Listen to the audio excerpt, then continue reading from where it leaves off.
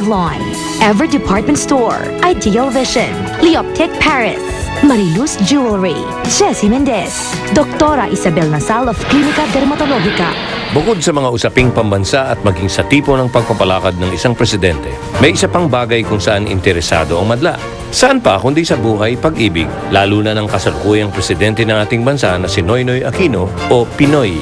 Paano ba naman? Si Pinoy kasi ang kauna-unahang bachelor president o pangulo na single at binata ng maluklok sa palasyo ng Malacanang. At dahil dito, ang lahat ng mata ay nakatuon kay Noynoy na parang artista kung ituring. Inaabangan kung sino nga ba ang kanyang makakatuluyan at kapag nagkataon ay magiging first lady ng ating bansa. Sa mga panayam at ambush interviews, game na sinasagot ni Pinoy ang mga tanong tungkol sa kanyang mga plano sa bayan at usaping pambansa.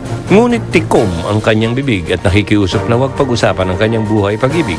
Ayon kay Pinoy, ang kanyang buhay pag-ibig ang tanging iiwan niyang pribado at sarado sa publiko. Ano nga ba ang masasabi ng ating mga kababayan ukol dito? Hindi, kasi personal naman na buhay niya yun eh. Dapat lang para malaman naman ng lahat ng tao na kung sinong asawahin niya para walang masabi lahat ng tao.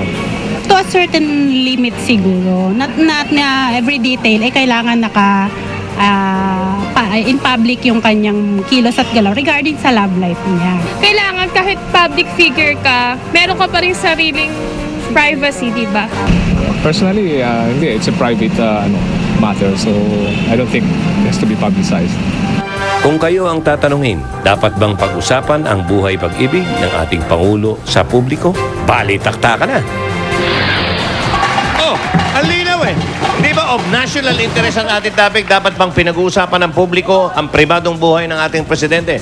Mula sa panig ng naniniwalang, dapat lang na inuukil-kil, pati ang kanyang love life. Kasama natin si Butch Francisco, katropa niya si Risa Gail Rampillo. At mula naman sa panig na, hindi na natin concern ang kanyang private life. Kasama natin si Giselle Sanchez at si Jamie Reyes.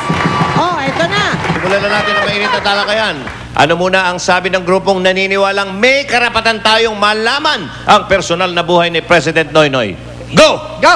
Sige, hindi ba kasi, di ba, ang sinasabing behind the success of every man is a woman. Malaki ang impluwensya ng babae sa lalaki. Oo. Dahil hindi mo alam kung ano nangyayari sa pribadong moment sila, di ba? Mali mo, dinidiktahan yan. Di ba? May punto, ha? Risa.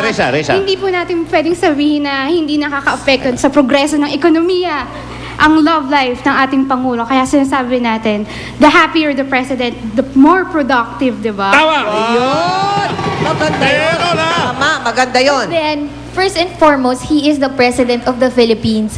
And ang priority niya ay yung economy ng ating bansa and hindi ang kanyang love life.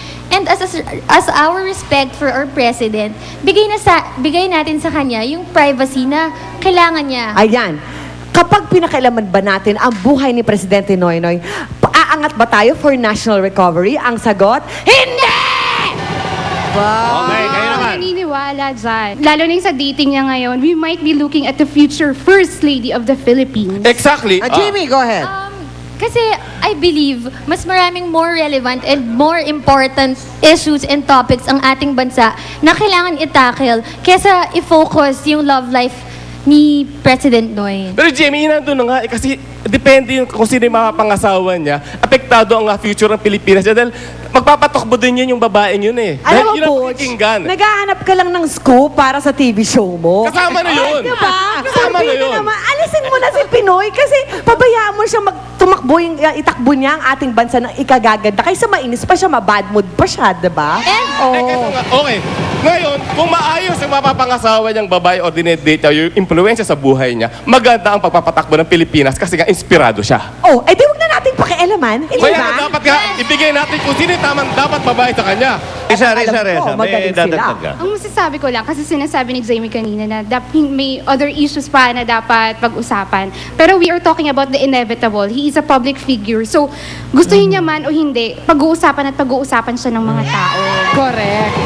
Tsaka isa pa, kasi ang problema sa atin, we give negative connotation. Pag sinabing pinag-uusapan, parating negative yung iniisip ng tao. Pero di ba other times naman, positive yung Yes. pinag-uusapan. Galing. Rizzo, darling, Very malaki nice. ang pagkakaiba ng pinag-uusapan sa pinakikialaman. Pinag-uusapan, fine. Pag pinakikialaman, sabi nga niya, di ba, please, huwag niyo na akong pakialaman sa love life ko. Ibalato niyo na to sa akin. Okay, alright. So, ikaw ba, Joey? Anong opinion mo bilang chismoso rin Excuse naman? me, tatanungin niyo muna si Lolit. Hindi. Alam mo, hanggat may bibigang tao, talagang makikialam yan, hindi mo mapipigilan. Dahil may bibig kahit siya. na sa pribadong oras nila, total, pribado ang pinag-uusapan, privates. So, Privates. hindi, privates. Masama ba yun? Ba't ka nagtakip ng mukha? Baba mo yan. Okay. Siguro, ganun ang mundo. Lahat tayo, masarap mag-chismis eh. Oo nga, Oo, totoo yun. Okay. Yun na lang, depende sa degree ng pakikialam. Huwag naman masyado sigurong bulgar. Medyo, lang. Ikaw? Hindi, kasi kung minsan parang tingin ko, mali ang approach eh. Kasi Nino. tinatrato nga nila na ito pakialam, pagpapakailan, Pinakikialaman. pinakikialaman. Kuting-ting pa nga ginamit eh. Pinichismis. Hindi naman eh. Bakit hindi natin gawing positive? Interesado ang taong bayan sa kanyang buhay bilang Pangulo ng Bansa. Hindi para pakialaman ito, kung hindi talagang gusto lang ng bansa na makita na masaya siya, maligaya siya, kompleto siya. Kaya kung ako yung kanyang publicist, babaguhin ko yung yung tawag nito, yung tema noon, hindi nakikialam. And what's wrong with that? Okay lang naman, di ba, na nagde-date siya.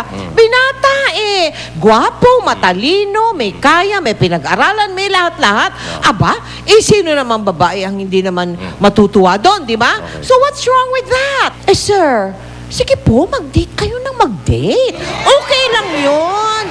Okay lang yun sa amin. Hindi naman masama yun eh. Alam mo kasi yung... Ikaw, di ka na pwede mag-date. Hindi. Ikaw, hindi na pwede nahulog. Yung mga publicist kasi, hindi importante kay Pinoy. Ha? Yung publicist, hindi importante. Importante Bakit? sa kanya, stylist. Hindi. Okay, ito ngayon yung survey That was a results good natin, one. mga kaibigan. Mula naman sa ating survey results para sa argumentong dapat ba natin pag-uusapan ng pribadong buhay ni Noynoy Aquino, yung ating presidente. Narito po resulta. Out of 100 respondents, 53%, 53% ang naniniwalang dapat nating pag-usapan. Okay lang yun.